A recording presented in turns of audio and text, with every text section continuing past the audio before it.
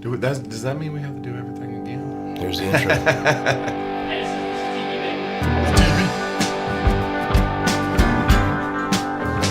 Ladies and gentlemen, boys and girls, welcome. You have arrived to the conversation that'll end all conversations. The Soulcast with your host, Woody Wood. And now, without further ado, let's get in that crazy head. Here's your host, Woody Wood. What's up? This is the 4th episode of the Soulcast. I know that I'm saying that, and I haven't released the 3rd one yet with Joe Bone, but that'll be out with this episode, so check them both out. Today I have Mr. Phillip Lee, and I have Mr. Micheal Badamie. Good morning. And it is the afternoon now. It is. No, we haven't crossed. It's not? Oh, damn. Listen at me. 11:53 in the a.m. 11:53 in the a.m. I'm full of crap, y'all. This is what time they have business meetings and such. Businessman. So, we had to Power lunch. restart power lunch.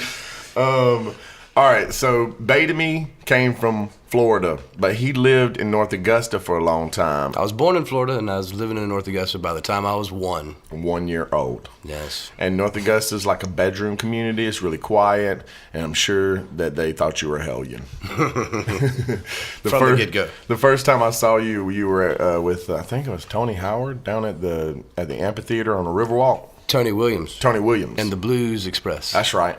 And he had his dad with him. Yes, that shit was crazy. Amazing man, amazing guitar player. I remember because I walked down, there wasn't many people there. I walked down and I walked up to you and I was like, hey man, I like the way you played the guitar, man, it's badass. And you were like, thanks, dude. And you were like this little guy, man.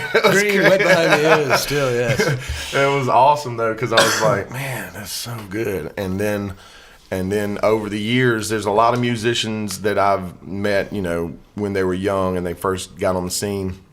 And, so many of them do it just for, like, looking cool or whatever. Right. I want to be cool or whatever. And then I always look at them and like, yeah, he's not going to be in the scene that long. And they always fade away, you know. They go and get real jobs and sell insurance and shit. But have business meetings. But there's a few of them like you.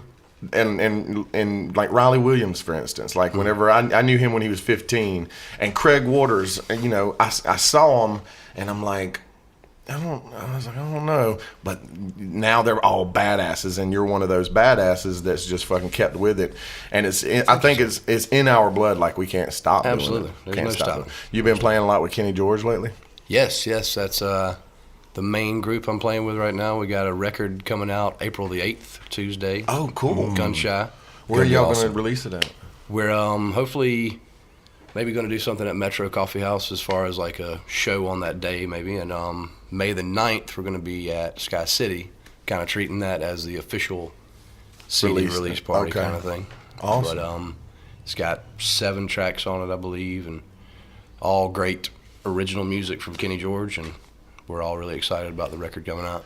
I like his voice. Oh, I'm a vocal snob. He's got a voice of an angel for sure. I've been listening to Kenny since I was like 18, sneaking into bars in Aiken, South Carolina. Oh, really? Man. Yeah. He was. He used to do just stuff with himself, and I said, man, the originality that comes out of Kenny George has always been really phenomenal. So this CD, you should definitely check it out when it comes out. I'm excited about it. I've been meaning to try to catch you guys live, but it seems like whenever we've been playing out of town a good amount. Yeah. And then, with musicians, it's funny because you're like, you love music and you want to go see live music, but a lot of times you're fucking playing too. Yeah. It's like, that's what nature I would love to go see Kenny George tonight, but I got to fucking play. Oh, I got this gig. Yeah. And it's always like that, like, I'll be like, hey, what you doing tonight? And you'll be like, I'm playing at such and such. And I'll be like, oh, shit, well, I'm playing down at such and such. Mm-hmm. And I'll be like, well, I'll try to come down and see you for a minute. And I'll try to come down and see you for a minute. We never do. Yeah. But, I mean, I always try to play everything by ear. Whenever I was younger, I used to get, stressed out before a show. Sure. Really stressed.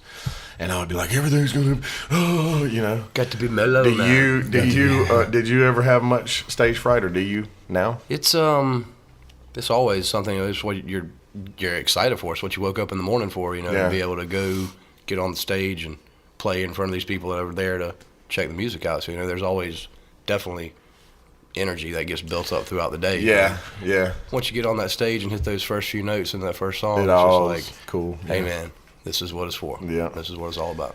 A lot of times in the younger days, I heard a lot of people say that you play really loud.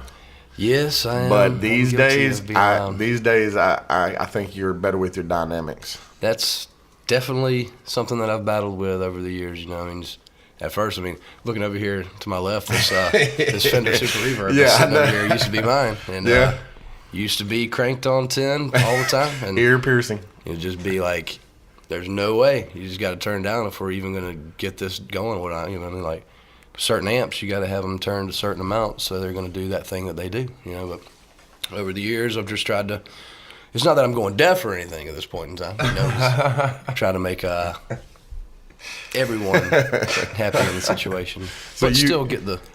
You Get the thing out of still it. playing with your brother at all? Oh yeah, he's Brooks is playing bass in the Kenny George band, and the Phillip Lee Jr. Blues Explosion. So I get to play with Brooks 4 nights a week. And Oh, that's awesome. It's just a blessing to be able to look over to my left or my right, and there's my brother beside me, just Yeah. Amen to that. rocking it. Yeah, that's the way me and Joe Bone are, man. We Right. like when we were 12 and 13. Joe was like, "I'm gonna be in a band," With you. and he's like, "I'm gonna play an instrument. What instrument do you want to play?" "I'm gonna play bass." And I was like, "I didn't know I was gonna play an instrument, but I play guitar." Yeah.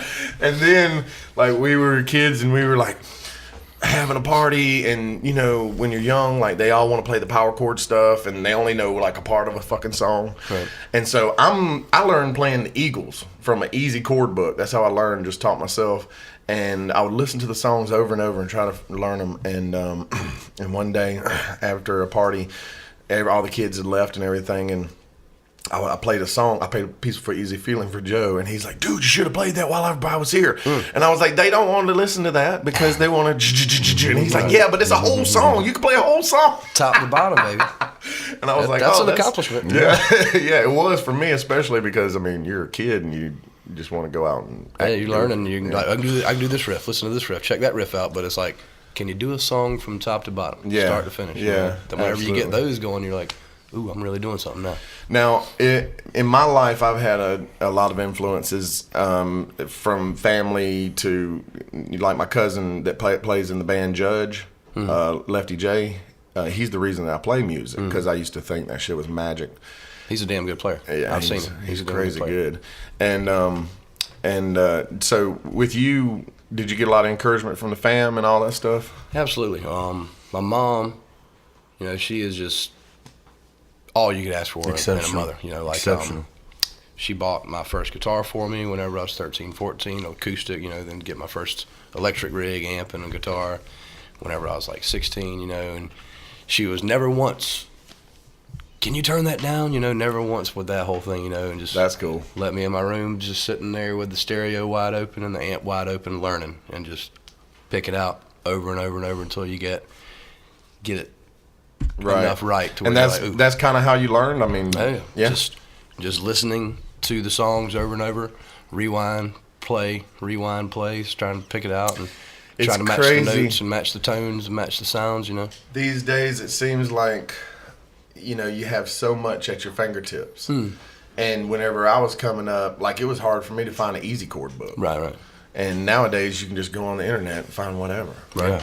So, do you think that affects the music? Do you think that affects what's going on right now? Well, I mean, I was talking earlier, my Uncle Jay, whenever he came back from school, you know, he had the guitar and showed me the G chord and showed me the D chord and showed me the A minor and things like that, you know, which at that point in time when I was 12, 13, I was just like, this is the world, you know? Yeah. So, like, the thought of how you can go to the YouTube or something like that and just, the world's just become such an instant gratification kind of situation. And it takes, I wouldn't say the integrity out of it, but I mean, it's how am I going to get from point A to B as fast as I can?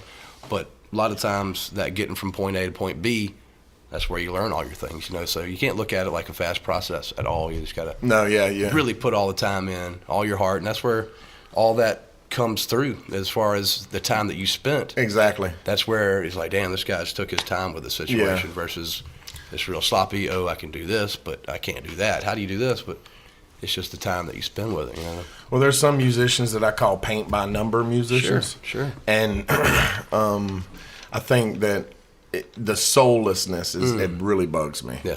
Like Beats me up. I'm like, dude, you're going through the motions. I see you going through the freaking motions. Right. But where's the soul at? Where's your heart? There's you no know? point coming across. And for me, I just learned enough to where I could play guitar and accompany myself singing basic strummer. I try to beat on the guitar like it's a drum or whatever. So Phillip, blues, I ain't heard you yet. Hadn't heard. I hadn't heard you play. Hadn't heard. I don't know where Michael came up with that name. It's we don't even play a blues song. I don't think. Not a single one. Not a single one. It's So kind what of, do I you- guess, a play on was it John Spencer Blues Oh, Explosion? there you go. Oh, okay. There I you guess go. it's just kind of a play on that. There you but go. There It's you the go. Phillip Lee explosion. There you go. There you go. Do you ever sing? I sing a time or two. I sing a handful of songs. You know, there's nothing that I've really gotten super comfortable with my voice. I've kind of got my little range here to here, and I can sing those songs that are Right. in that range, and I feel comfortable. You know what I mean? I belt it out here and there just to try it, but That's cool. it'll do what it does. So the album, where'd y'all record the album at? With Sean Guess, the digital guide, I believe is his name over there in Aiken, South Carolina. He's got a great studio there. He's actually since moved into a new situation where he's really excited about that new place too. But we did all the tracking over there, drums, vocals, guitars, And everything. did y'all do a live recording with scratch tracks and go back over? How did y'all record? When I came in, the record was like 85-90% already done, and I was just kind of like sprinkling in here and there. So Right. I believe that they did start with like a scratch vocal and acoustic guitar, and then built drums to that, and then add bass to that, and then pedal steel, and then I came in, did some guitar, and then the vocals being final, everything done and laid over like that. But it was already pretty much peanut butter and jelly done whenever I came Right. in, and just kind of added the sprinkles. It's like, could you put some icing on this cake for me? But Sean does get some good sounds. He has got some really nice, clean sounds coming over there to the studio. That's cool. Highly recommend working with that guy. You guys releasing this actual CD or y'all going digital? It's going to be a physical hard copy and a downloadable thing where you can get it on the iTunes and the SoundClouds and all those type places as well. You know what I've been loving is, like, I'm not a real big Beyonce fan, right? But her last album, she released it, and then for every single song, if you buy the album, you buy it digitally, you get a video for each song. And I was like, that's genius, man. I mean, you know, and it's silly for us not to take advantage of the technology that we've got these days. I mean, you can literally record a song and then put it out on the internet That afternoon. Yeah, it's crazy. Do you write much? She was excellent in Cadillac Records, though. Dude, oh my God, that fucking movie. Whenever Muddy Waters, Little Walter died, and he goes up in the room and Oh, you and he can cries? hear him crying. Oh, man.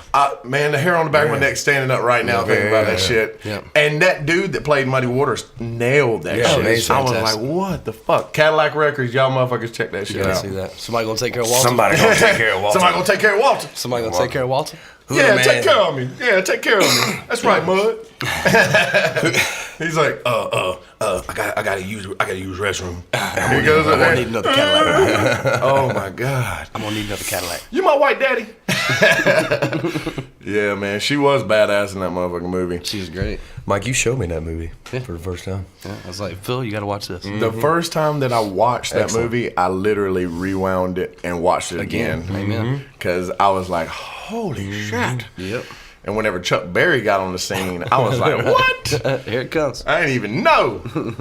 He's like, he never did any drugs. Yeah. He never ate any food for the white people. He didn't, no. But he did love the girl. He liked the women. He liked the women.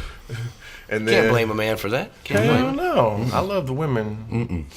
I can't keep one for long, but I love them. I love all of them. That makes two of us. They're like, you know what? I think you love your guitar more than you love me. What made you think of something like that? I was like, well, she is perfect hourglass shape. I mean, just big bottom like I like. Boom. So, how long have you been playing? Publicly or just music? Like just anything. I mean, I started picking up guitar and playing around 12 or 13 and learning like couple things, and then by 15 or 16, I got involved doing, like church stuff and kind of started there, and all kinds of gospel churches, regular churches, all kind of different things. That's cool. So that was a heavy influence early. And then it wasn't until, I don't know, maybe 4 or 5 years ago, Woody, that when I moved kind of over in this direction and started messing with the Badamie? Messing with Badamie. I don't suggest that to anyone. Don't mess with the Badamie. The first time I played in Augusta, Georgia was on a New Year's Eve, I believe. Oh, far out. At Metro. And you were there. You were playing with like Keith Jenkins, who played for James Brown. A lot of Big people R. know him. Big Ryan Abel. Yep.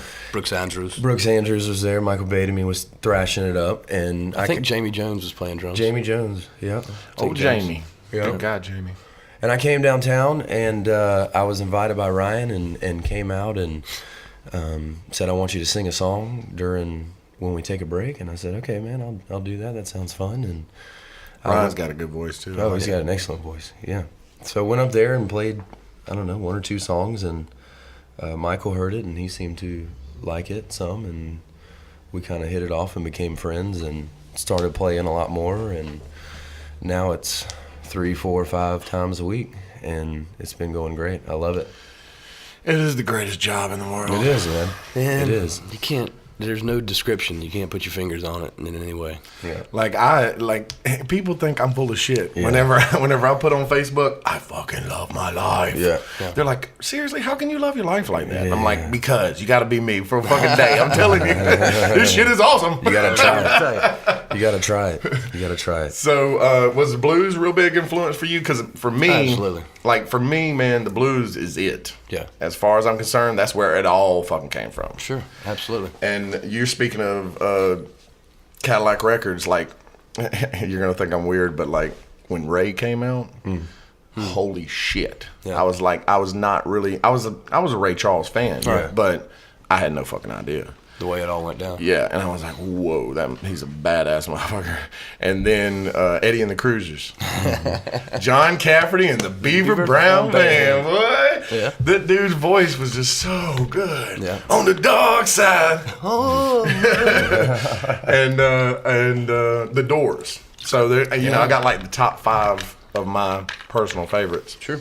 And they're all music, biographies basically. And I love the way that Val Kilmer pulled off being Jim, the coolest rock star of all time. Yeah, apparently after they were done filming, it still took him like 3 or 4 months to get out of the mindset. Yeah, he's like, I am Jim, I'm motherfucker. just there down there. Yeah, he's like on Johnny Carson going, what? It's the music, man. It's the music. So, do you feel like me about music? Like, I really think that it's magic. Like, it comes from somewhere else. Sure. It's like we're antennas and we're just drawing it from somewhere. Do you ever do you write much? Every time that I pick up the guitar, I will try to come up with some kind of riff or try to come up with some kind of passage, musically, get from here to there, and it's like, ooh, that sounds cool, or this needs a little bit of that. So, I mean, every time musically, like the notes, I'm always creating something, Thing that's been a hinder, I guess, to me is writing lyrics, writing actual words that get from here to the piece of paper. It is a very tough thing, and I am very admirable of guys and girls that are able to make that connection to get what's going on here and here across to there. It's a very tough thing, Yeah. I can get what's going on from here and here to come out here, no problem, and very thankful for that. But just the actual lyric writing has always kind of been a thing. But that's where you kind of find your partner, your writing partner, as far as like Jagger, Richards, right. Lennon, McCartney. 'Cause Yeah. always somebody can pull something out of you, that kind of thing. But it's all collaborations a lot of times, so it's just kind of find who you can work well with and things like that. It's one of the most it's one of the most naked kind of feelings when it's your. You're bearing your soul. You're bearing your soul. Kind of when thing. it's your And so, original material. I know for me, like a lot of times I'll start writing and you get so, self-judgmental about what you're writing down, and you're like, oh no, that sucks. And Why did I say that? Why did I say that? Yeah. And it's like that trying to transfer it, like you were talking about. It's a balance. It's trying to transfer it. I I do a lot of improv on stage, and the reason for that is because it's very hard for me to remember words. I don't know why. I just have a difficult time. You are excellent at that. Good Lord.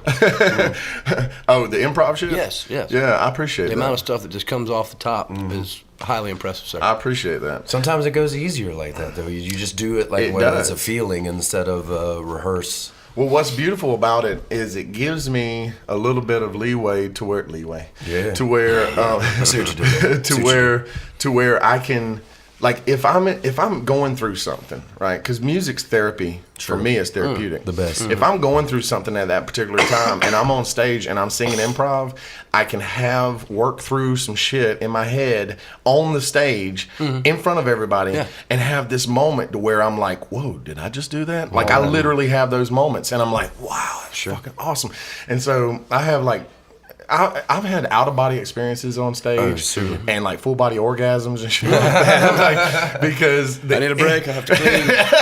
the energy that you get from the people is just so good, man. Yeah. Sure. And so when you are finished, are you ever finished? I mean, are you finished with a piece of music whenever you're and like? Because it always seems to me like a comedian that has a joke and then he refines it. He's like he records his hour special and then he's like, oh man, I come up with a really good tagline for that last joke, but it's not on the special. I'll use it whenever I'm. That's the thing too. Like, yeah, the song may be prepared enough to be recorded and say, all right, here it is for the world. But whenever you play it live, all those refineries just kind of come back around. You're like, ooh, I needed to put this there. And that's make that exactly part why I longer, love so, live music yeah, so much. It's just the thing might be done here, but it's never really done. Yeah. Like you said, it's just it's always going to grow and evolve. I think of it like this. Okay, every one of the songs that I've written, I think of them as like a child, and they're growing, and maybe they're jogging, and sometimes they'll wipe the sweat from their brow, and they're breathing heavy. In different parts of that song's life, it's going to bring on a different kind of feeling. And That's heavy, man. I like that. But I want to ask y'all this: do y'all believe in aliens? I haven't ever physically seen one, I guess, but I mean, there's got to be A possibility. There's got to be more out there. You know, it's not just There's like, gotta be more. can't be selfish and say we're the only beings here. Oh, there's more out there, man. You know, they have to be out there. Yeah. I saw something crazy the other day. I have to tell you about it. Okay. All right. So you know Wasabi Express up on Washington Road? Yeah. They've got the best spring rolls. Okay. So I'm up there. I'm getting me some spring rolls. And I'm looking up, and I'm sitting in that drive-thru, and Red Lobster's across the street, right? It's about dusk dark. And I look up, and there's a triangle, like a Dorito, sitting there, Yeah. right? And then it falls backwards like this, and then it goes shoo, and takes off. And I was like this, and the girl in the window was like bringing me my food, and I was like, did you just see that shit? Did you see that? Look at it. Man. What'd you look at? Did you just look at it? So have you ever seen anything like weird like that? Like I have a song called Delirious because, well, I was tripping on acid, but I was in the back of a car and I saw one of the stars was moving all kinds of erratic and stuff, but all the other stars were staying still. So to this day, I'm not sure if it was just the drugs or if it was actually. Yeah. So I wrote a song about it. Have you ever seen anything like that? You see things unexplainable in the sky. You're like, ooh, what is that? Is my brain just doing things on me, or am Is I it actually tricking me? physically seeing it? But yeah, I mean, you see, especially out in the country, whenever you get away from all the lights and you can just see everything out there. You know, it's just Yeah. like, whoa. But an instance that's really stuck in my head. Like I've just seen an alien. Nothing really like. No. Have you ever? I mean, what's your favorite place that you've played? Like as far as cities go? We've been playing in Charleston, South Carolina a lot lately, and that's a really, really love cool, Charleston. hip town, man. I Yeah. like that place a lot. You know, just their whole downtown is just beautiful, and everybody comes out to see the music. Everybody's there to kind of have that vibe, you know, to appreciate what the band is doing, you know. I've been playing. We played at Home Team Barbecue over the weekend. Love that place. Tony Mack has just got his stuff going on. Excellent there. Everything that we've done in Charleston's been great.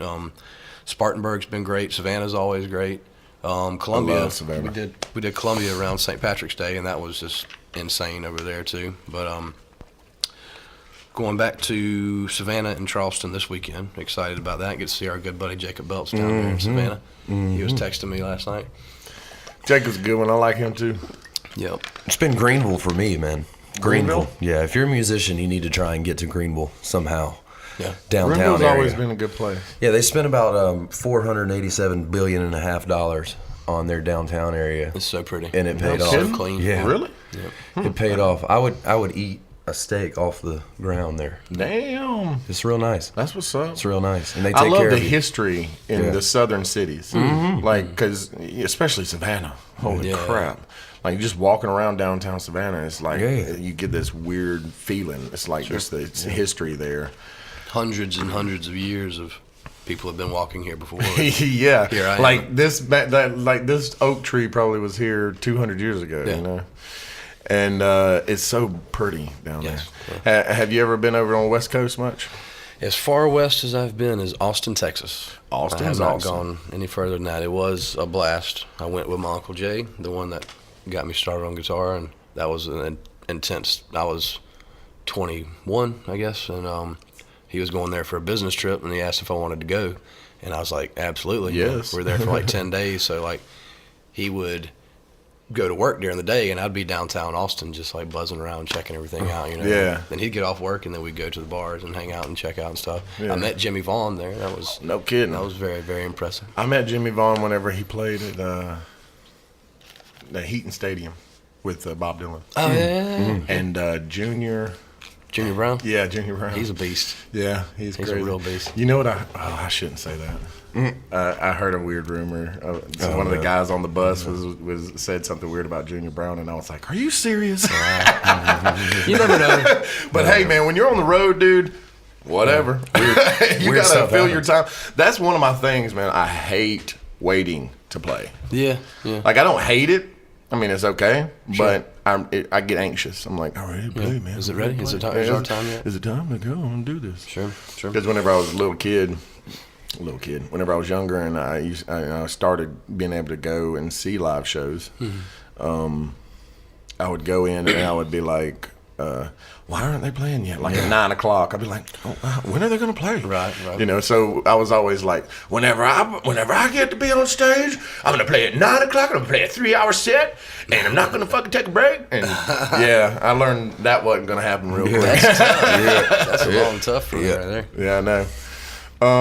So you played with Black Eyed Susan there for a long time. Yeah. That was in that early 2000 time frame. You know, a friend of mine, Brad, he was in this other group at that point in time. Our Dog Farley. We're gonna go all the way Right. back Oh to yeah, them. that's right, Pete. Yeah, with Yeah, Pete. Yeah, uh-huh. and Doggy.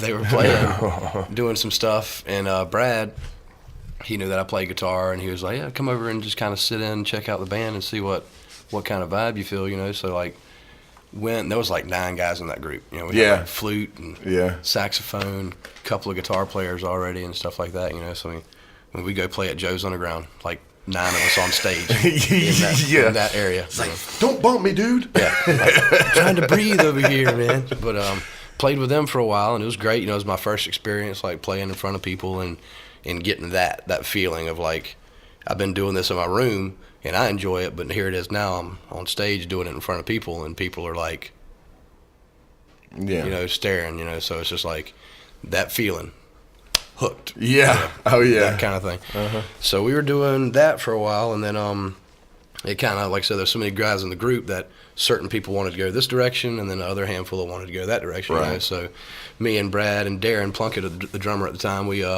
started Black Eyed Susan, which was really bluesy influence. You know, a lot of Hendrix, a lot of Stevie Ray, and things like that, and Pearl Jam, Mike McCready, huge Stevie Ray Vaughan fan. You know, so we did a lot of things like that. And we were writing our own stuff. We had a little record that came out and stuff like that. And we did that for 3 or 4 years, and then my brother actually joined that group and was playing the bass, and Brad was just simply singing, or not simply, but he was just doing the front man thing. So we did that for a while, and then played a lot, did a lot of shows, you know, and then I met Jason Sabo, Oh, right on. and started playing with Sabo, and that became like Sabo, my brother, Russell Jarrett, which amazing drummer. I mean, probably the best drummer that I've ever played with. You know, he is just phenomenal. So we did that. Hard to find a good drummer, people. Oh man, he is. Especially one that plays the rock and roll like he does, is man. Rock He Jarrett is- for a reason. yeah. Russell Rock Jarrett. He is just solid, you know. And So we did that for a while, played Sable and the Scorchers all around 3 State up and down area, and things like that.